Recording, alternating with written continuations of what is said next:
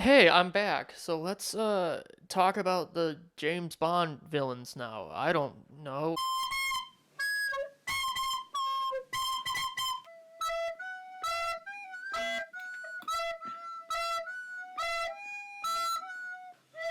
Okay, so the first one we got is Doctor No. He's obviously a classic. I'm giving him an A.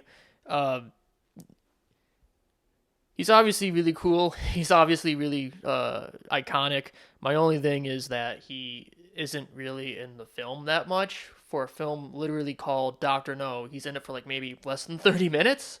But he gets an A from me. So then we got Rosa Club from Russia with Love, also an A. She's pretty badass. I'm not gonna lie. My thing is, I think she's pretty iconic, but at the same time, I don't think she's like really well known outside of like the Bond fandom. And I think that's kind of a shame because she's really cool, but she gets an A for me nonetheless. Goldfinger's an automatic S. Anything that's going to be Goldfinger for me is going to be an automatic S. Next one. Okay, so we got Emilio Largo from Thunderball. I have him as a C, mainly because of the eye patch. I don't know, like, I like Thunderball, but, like, I also kind of don't at the same time.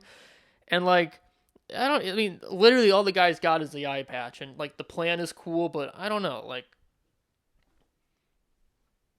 I don't know. So for this ranking, they only have the Donald Pleasance Blofeld, so I just feel like I should probably break down all my individual Blofeld rankings.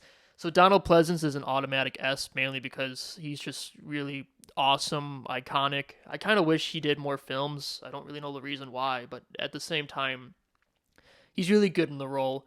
The Blofelds before him, I'd probably give an A because like they're pretty cool. It's a cool setup, but I don't know. I'd give it an A. Telly Savalas, I would probably give a B. I think he is very underrated as Blofeld. At the same time, it's I think that underrated factor that kind of ruins his Blofeld for me. Charles Gray's Blofeld is an automatic F. I don't think I have to like really go into much details about that. Then you had the Blofeld from For Your Eyes Only, which I guess is more of a henchman. I don't really know if he's like a villain in that one. I guess I give him a D, but it's kind of a lame plot, so maybe an F. And you have the Blofeld from Never Say Never Again, F because there's nothing to it.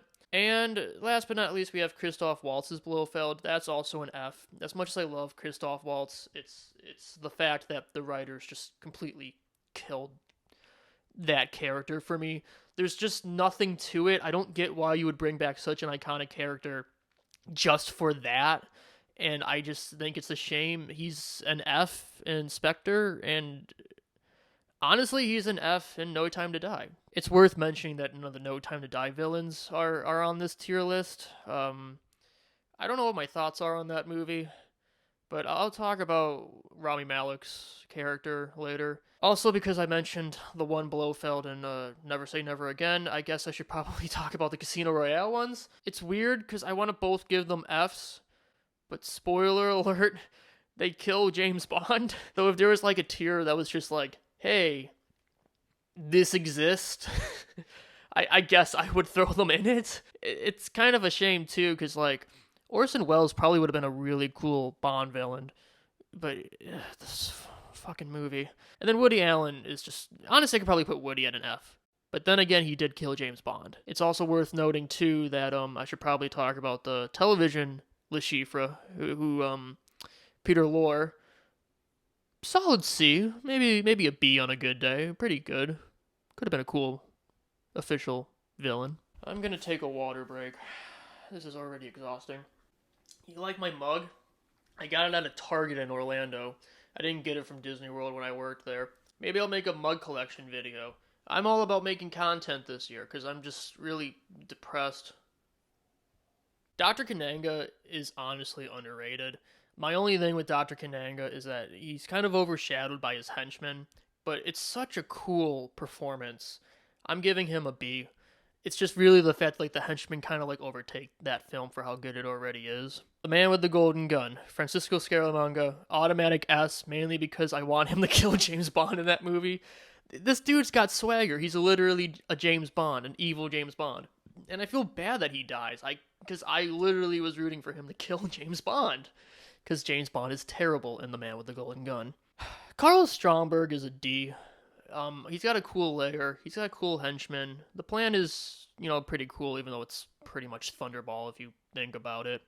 It's really the fact that, like, the performance is just very lackluster, and I kind of wish he went more crazy and stuff. I also think I gave him a D because he has web hands, and, like, they don't really do much with it, so it's just worth noting.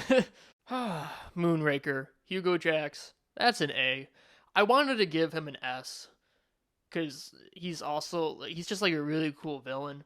But he's the villain in Moonraker, so he's kind of got some points deducted for that. But it's such a cool performance, so I'd give him an A. I guess I also kind of knock him down too because Moonraker is just pretty much a goofier space version of The Spy Who Loved Me. So you get a few points off for that. But I really like Hugo Jax. Then we got the guy from. Then we got For Your Eyes Only. I just have him as an F because he's just lame. There's nothing really to the guy, and I really like For Your Eyes Only, but I don't know. I can't vouch for this guy. This is just a straight up milquetoast dude. This dude just sucks. So we got the villains from Octopussy.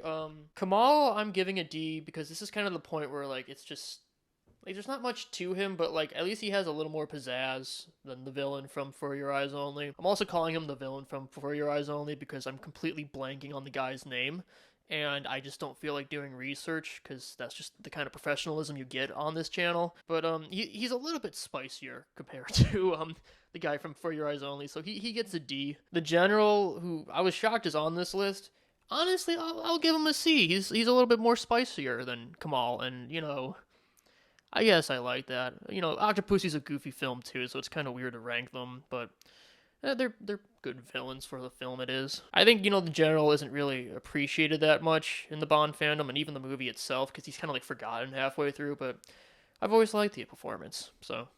yeah. A View to a Kill, we got Max Zorn by the beautiful, beautiful Christopher Walken. That's a B. And he's so freaking good in this movie, it's just a shame. And it's kind of like the Hugo Jax situation, that he's the villain in a really bad Bond movie. And it's kind of a shame that, 58-year-old Roger Moore kills him. But I really like this character, and I kind of wish, I don't know, I kind of wish he was given a better Bond movie. That then brings us to The Living Daylights. I have them both as a D, because, I don't know, they're cool, but I just feel like they get kind of, I don't know, lost in the complexity of the film. And it's a really good film, and I really like it, but I don't know, they don't really do it for me. Which is kind of a shame, and I don't know. But I can't say the same to Fran Sanchez from License to Kill. That's an S. That is an absolute horrifying villain for how gritty that movie is. Great villain. I love that man. Well, I don't. He's a villain, but you get what I'm saying. So then we got Goldeneye, 006. I have him as a B. Kind of like what my deal is with Kananga. He kind of gets lost with all the henchmen. I think it's a cool setup, though. And, I think it's a great performance, so it's a B. That's not bad, right? I don't know. I forgot to mention, this is all my opinion, by the way, so you can disagree, and that's perfectly fine.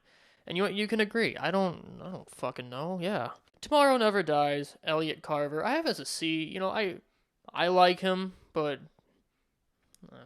not really that much. It's just kind of a weird, drop off from Goldeneye, in my opinion. So I think it's what kind of like lowers it down for me. He's goofy, which I like, but and a crazed madman. But I don't know, it just feels weird following up Goldeneye. I also have Electra King as a C. I think it's a cool setup, but I don't know. It just feels kind of lackluster in ways. So she's a C. Die Another Day, Gustav Graves is a D.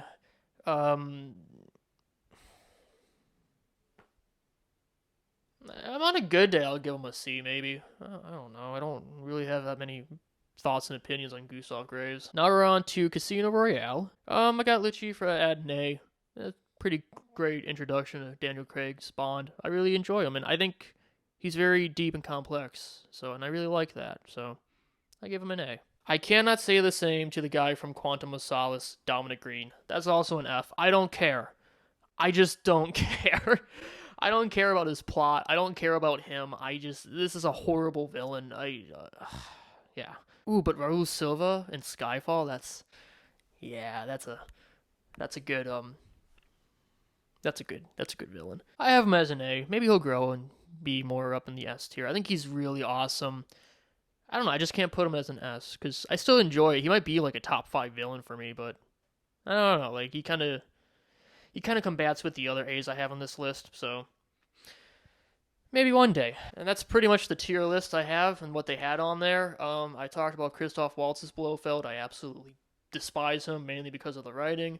And I guess I gotta talk about Rami Malek's villain in No Time to Die. See? I have very conflicting thoughts on No Time to Die, and I need to see more of it. I think it's an interesting character. I just don't really like Rami Malek's performance of it. I get what they were trying to do, but it just I don't know. I don't know. But it is worth mentioning that, spoiler alert, he also does. I mean, he kills Bond. I guess I don't. It's kind of weird that in this series I end up hating the villains that actually kill James Bond, not because like they kill him, but just because like the movie itself just sucks. But yeah, that's my villain tier list. Happy 2022. Hope everything's great. Hope you have a great year. Here's to more videos. Like, subscribe, or you don't have to. Or maybe comment your favorite villain. I don't fucking know.